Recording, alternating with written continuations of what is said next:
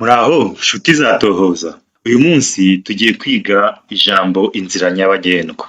Inzira nyabagendwa rivuze imbago zose z'imihanda minini, amabarabara, aho abantu nyamwinshi bahurira, aho imodoka zihagarara, inzira n'utuyira two ku muhanda, ibiraro, ibyombo, mbese ku buryo rusange imihanda nyabagendwa yose igendwamo ubutaka.